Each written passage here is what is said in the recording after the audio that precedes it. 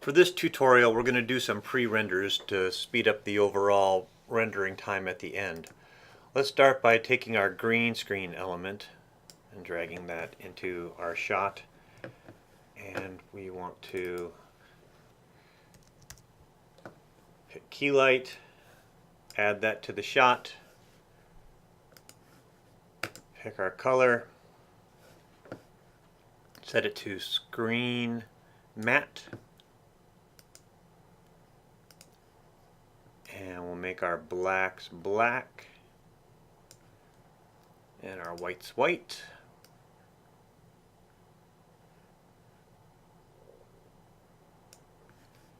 And then we'll go back to our final result. Let it roll. Alright, I'm going to hit Shift Command D because that's a good part of the take, and we will bring that to the beginning. I'm going to hit Command K, and we want our overall comp to be 10 seconds. And yeah, we can start at 0. And then we're going to take the pen tool and we're going to cut out this little bit of light that's leaking in. And if we hit, with this selected, if we hit M, we can make it a subtract matte. Scrub all the way down, make sure that that light doesn't become a problem.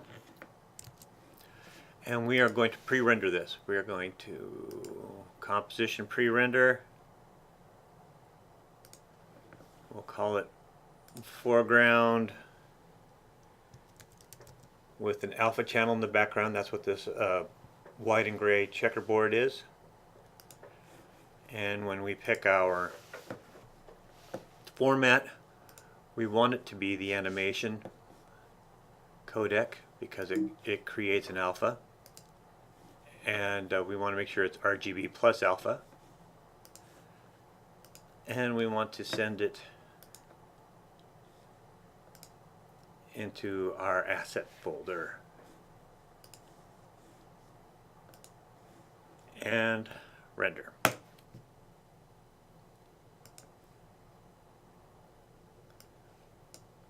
We'll go ahead and put foreground plus alpha back inside our asset folder.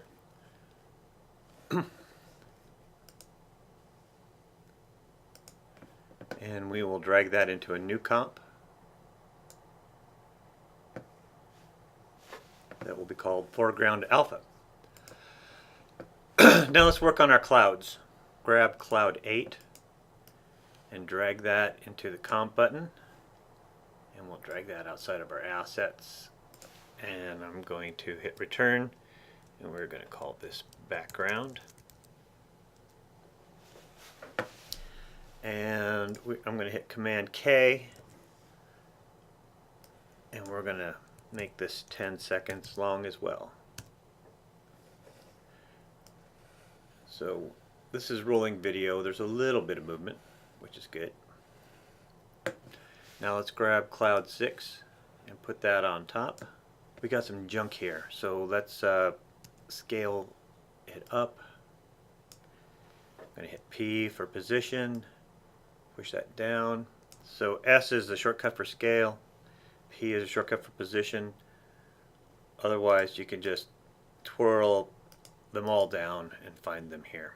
Now we can set this to linear light, and we will grab the Lumetri and we'll color correct that. We'll start by warming it up.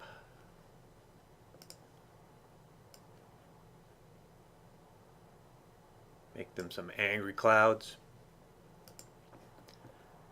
And then we'll pull the saturation out of the whites and the blacks using Luma versus saturation. And so that pulls all the saturation out of the whites and the saturation out of the blacks.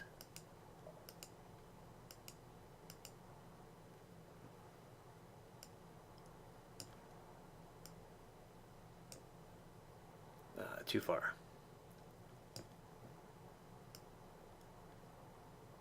Next thing we'll do is we'll go back to project and we'll take film burn, and I'm going to click on film burn so that you guys can see it. And it's just basically a bunch of cool changing colors. Go back to our composition window and we're going to drop this little fella right in between. You can tell that it's too small, so I'm going to right click here and I'm going to choose transform, fit to comp, and I'm going to set it to lighten, and I'm going to reduce the opacity by hitting T. We're going to lower it to about 40.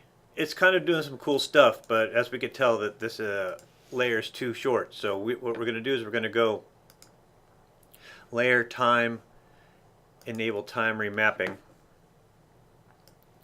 and that's going to allow us to slow-mo the shot so that it covers the whole length of the background. And it's a little aggressive. Let's pull it back even more, 30 maybe.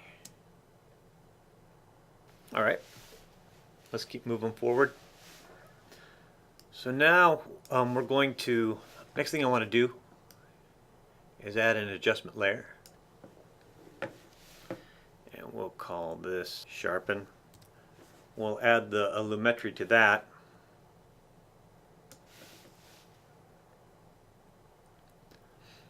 And we'll bring up the sharpness of our background and pull up the vibrance a little bit. That pumps in some noise and kind of helps that graphic novel style.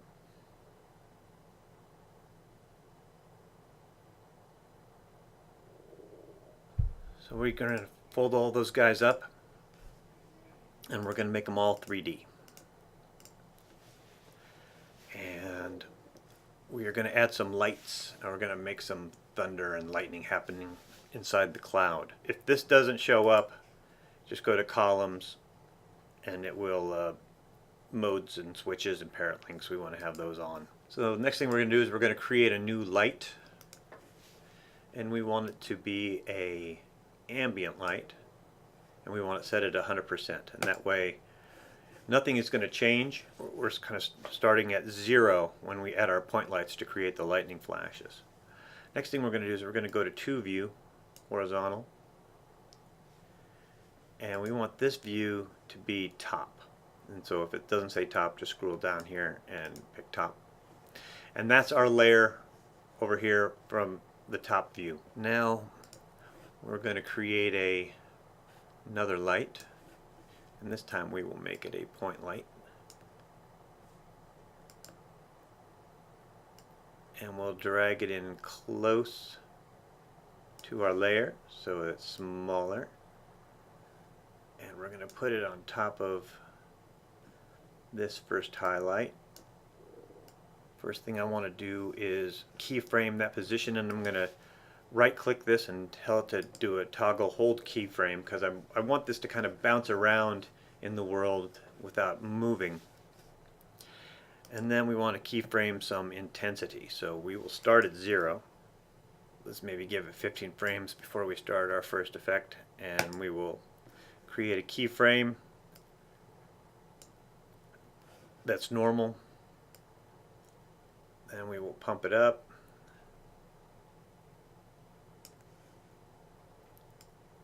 Slide down and pull it back a little bit. Pump it up.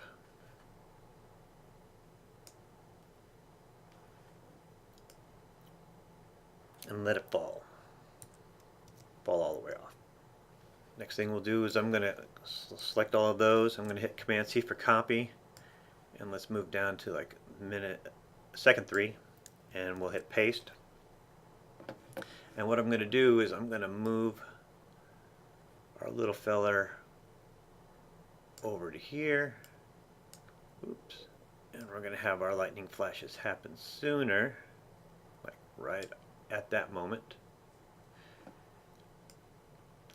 I'll ramp up to that. I want to make that brighter than the last one. And we'll give it a little longer to fall off. If you need to change the size in here, I'm moving up and down on the trackpad, or you can use Command and plus and minus. So let's move down to 615, and we're going to copy and paste all of that. Slide it over. Let's really crank up that intensity. Go to the next keyframe, drops down, go up, make it big again. Ooh. And then we'll let it. And then let's hit the space bar and take a look at what it looks like.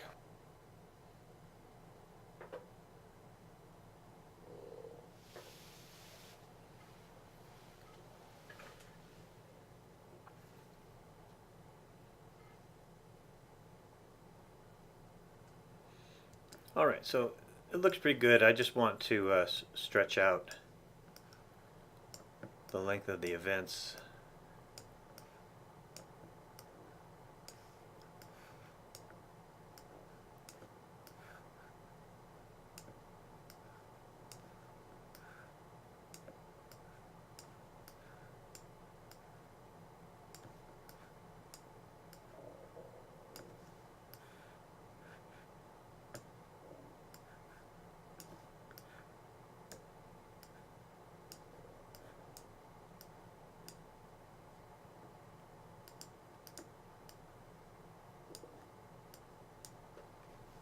We'll go back to one view,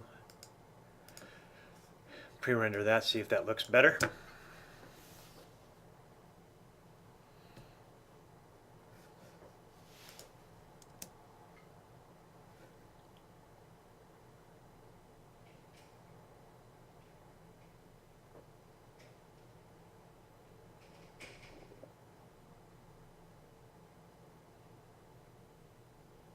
All right.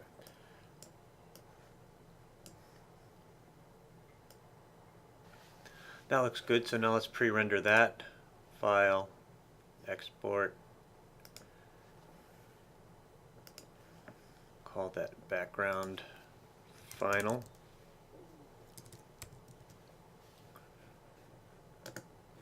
And this time we'll make it Apple ProRes Light.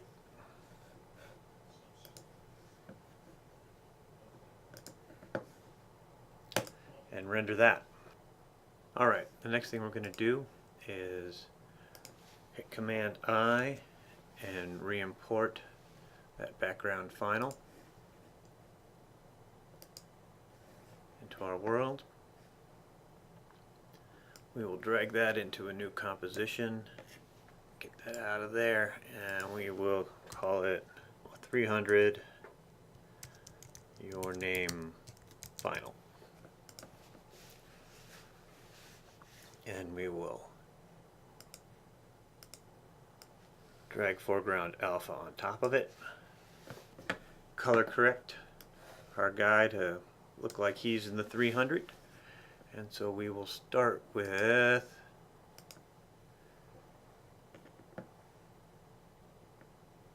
SL Bleach HDR. We will bring up his sharpness.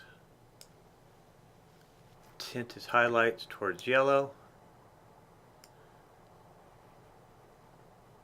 Make his shadows just a little bluer. Crank up the intensity.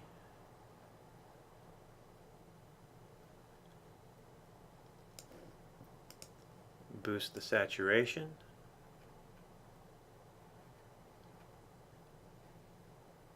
Let's pull the colors out of the whites and the blacks. Let's increase the contrast.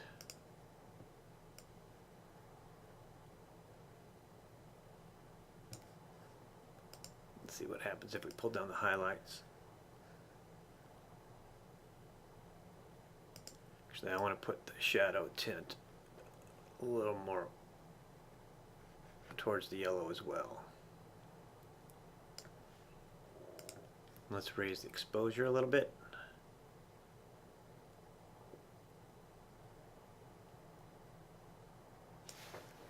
And let's roll on that for a second.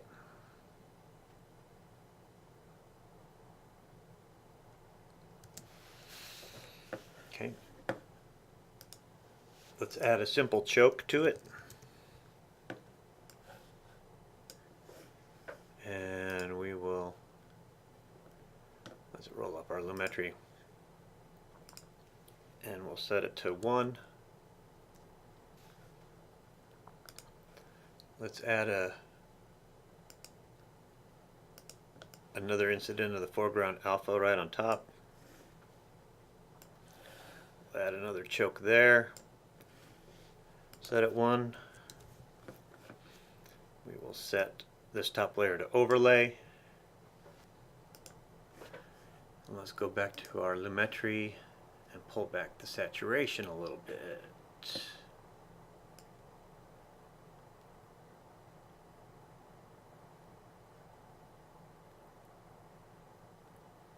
Pre-render that, hit the space bar.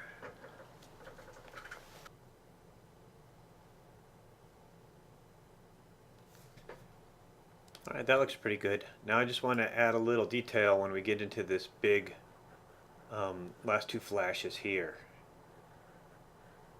What I want to do is I want to add an adjustment layer to the top.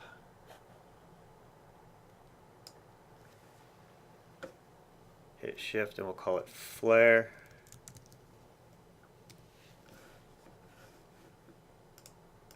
Let's look for flare in here, and we'll take lens flare and drop it right on top. And we will put our origin right here. Let's raise the intensity, so just so it kind of leaks onto him a little bit. And we'll keyframe that. And we'll pull it back, and that's going to be our motivation right there. So we will set that to 0. And then with that selected, if we hit U, that keyframe will come up. And so we're going to copy and paste that 0 keyframe there, and then it's going to get big again.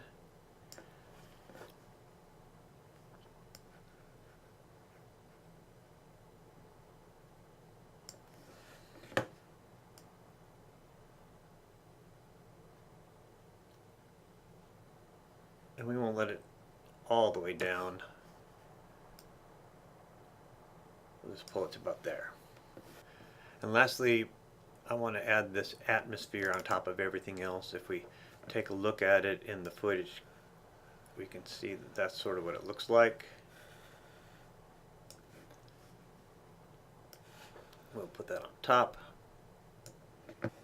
We'll set it to multiply.